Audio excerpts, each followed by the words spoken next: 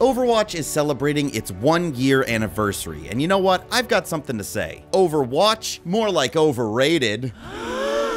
So original.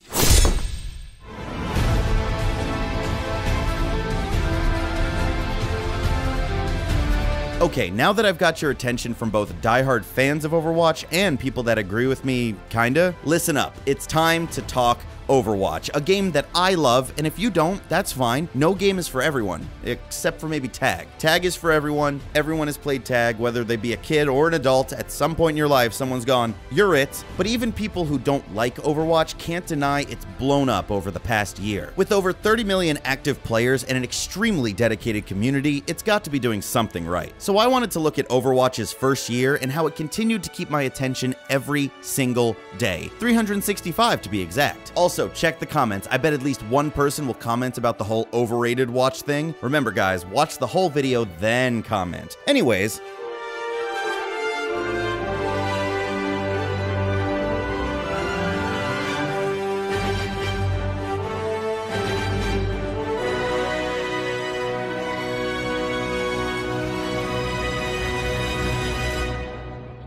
Overwatch has really been a thing way longer than a year. Ever since it was announced, the gaming space was chattering about the new game from Blizzard. Betas were played, butts were posed, and cosplayers dressed up as characters they hadn't even played yet. People were hyped, and then it happened. The game was released on the masses, and players set forth on what would soon become their legacy. Alright, that's a bit much, but people still played it, and then more people played it, and then even more people played it, and basically look at this chart.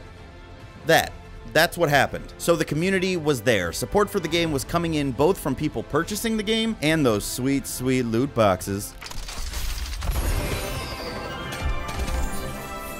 Damn it! And with this support, the guys at Blizzard made stuff, but not just any stuff. New stuff. New stuff for Overwatch. So why don't we take a look at that new stuff now?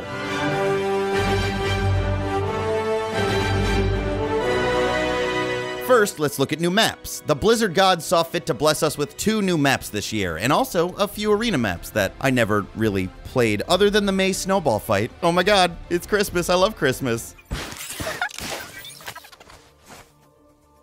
So honestly, 2 new maps in a year seems kind of lacking, at least to me, but I was hoping this is kind of just a first year thing. Since the game just came out, players were probably still enjoying the maps that came with the game, and not really dying for something new quite yet. Plus, this first year was full of tweaks, including maps, so I think it's fine that they focused on polishing what was there, but next year, I hope we get 3. Fingers crossed.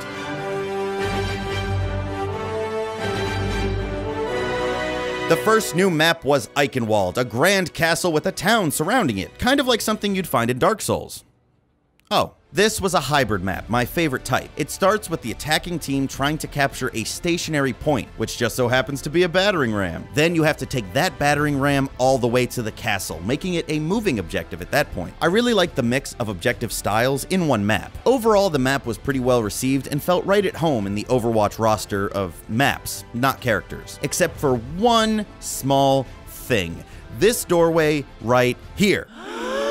When Eichenwald first launched, there was only one opening at this first choke point, this big archway here. This led to many players feeling it was too hard to break through the first point. So apparently, one day, announced to everyone else but me, they added a small doorway to the left. And I say that because I got on one day and stared at that doorway for like a good minute, just thinking, no, there is no way I missed this for so long. No! But sure enough, there was a door. It wouldn't be the first time on the map Dorado I somehow missed this tunnel coming out of the defensive spawn. It's not a big deal here since the amount of time on either passage is pretty similar, but again, I was stunned. How did I miss this? Where did you come from? Who dug you? So if you were surprised by this doorway as well, don't worry, you're not crazy. Actually, you might be crazy, but the door wasn't there before, so at least that part of you is good. But that all being said, it's good that Blizzard is constantly taking player feedback into account and making tweaks to the game that hopefully makes it better.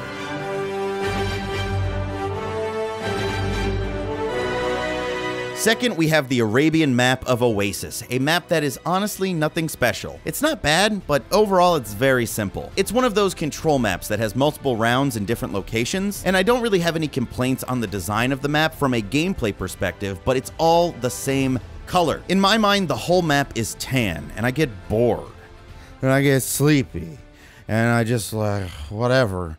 Such a lack of variety. But most maps in Overwatch have some kind of standout feature. I like being able to come up from the hole below this objective here, but that's about it. It's not bad or anything, but it does seem like a map that they already started during production, and they were like, let's polish this up and release it as the new map. Not saying I could do any better, but compared to the color and design of other maps, it's underwhelming.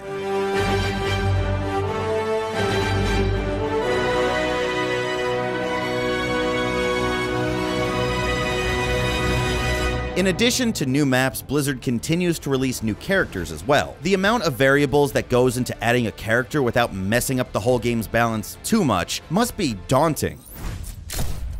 Despite this challenge, we saw 3 new characters added to the game over the past year. So what new characters did we get in year 1?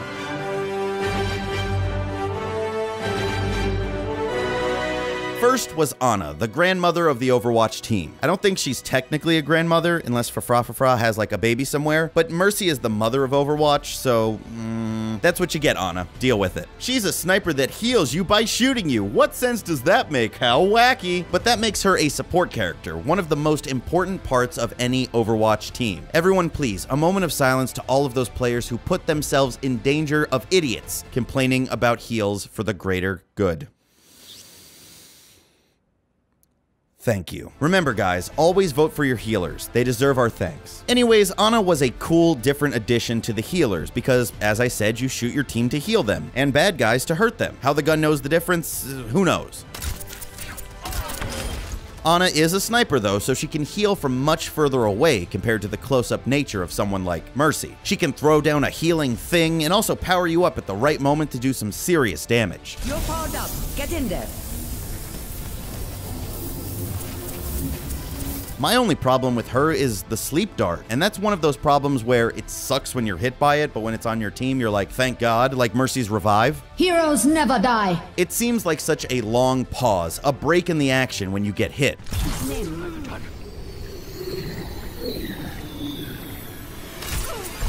But it feels like an unreasonable amount of time. I would rather it last half as long and maybe take away some health, just so you get back into the action quicker. I guess that's the point, to take you out of commission, but still, come on, go! Overall though, Onna was well received, and after some small tweaks here and there, she has become a staple in many matches.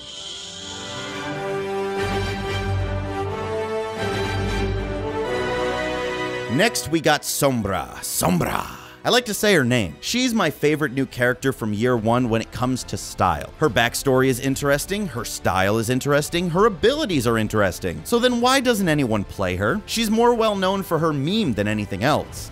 Boop. Now I have been seeing her pop up a little bit more lately, so maybe people are starting to figure out her use, but at first, poor Sombra went untouched. There was a huge build-up to her reveal, with secret hacks on websites and little Easter eggs hidden all over, so Blizzard put a lot of time into hyping her up.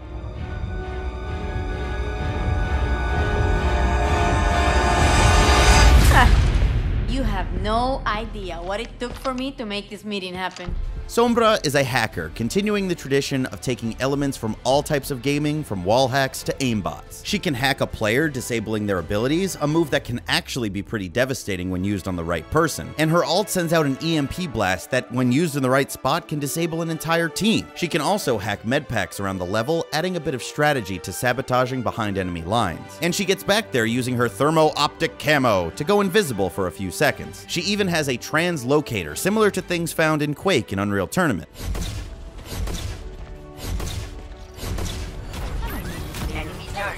you later. And that's a cool list of abilities, right? So what's the deal? Maybe she's too different from other characters and needs more time to garner her fans. That's why I haven't really played her much myself. I always say I want to learn how she works, but then I fall back on my usual mains. Mission failed. Maybe she just needs more time to grow on us, but right now she's the most underutilized new character from year 1. Boop.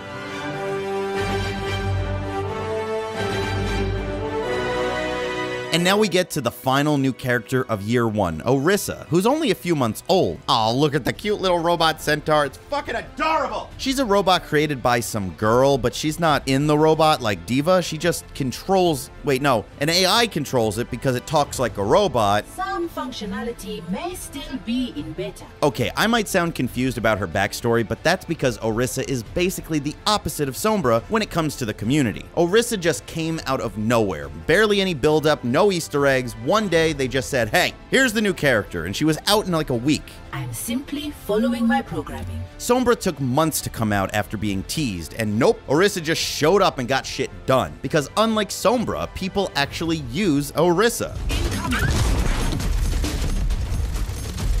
I have you covered. I also think they just had to get her out before the Uprising event, and I'll talk about that more in part 2. But I said in my last video I took a small break from Overwatch, and when I came back, I felt a change. IRISA came out and made the whole swapping shield thing with Reinhardt possible. So obviously IRISA has a shield kind of like Reinhardt's to protect her team, but she can throw hers down in one spot. For your safety. She can also fortify herself to take less damage, making her the definition of a tank character. But one of her most unique abilities is Halt, that shoots a ball out that basically pulls you towards it. Stop. It's definitely annoying when attacking to be yanked back and kill all your momentum, but I've actually seen it used more to pull people off of maps. Similar to Fafra's concussive blast and Roadhog's chain, people do the oh so embarrassing move of pushing you right off the map, or in IRISA's case, pull. So barely any build-up, and people play IRISA all the time, but big build-up for Sombra, and nobody cares. So that's it, Blizzard. Screw marketing from this point on. Just release new characters when they're done, but please do still make those cinematics. They're pretty cool. That was awesome! So whittle baby IRISA, welcome to the Overwatch team. Also, watch your poses. Do you guys think they'd actually get mad at a centaur butt pose? For my thoughts on the future of new Overwatch characters, check out my last video about the new characters Overwatch needs. Part 1, I actually plan on doing a part 2 at some point. So check that out if you care, but in overall summary, I hope the next year brings characters and maps that promote even more teamwork. Because that, more than anything, is what has kept me playing Overwatch for 365 days. But for more on that, stay tuned for part 2 of the first year of Overwatch. I wanted to do this in one video, guys, but there's so much to talk about: the game's longevity, the community that has formed around it, oh, and don't forget all the events that happened in year 1. So make sure you subscribe to check out Overwatch 1 Year Later Part 2, and I'll see you there.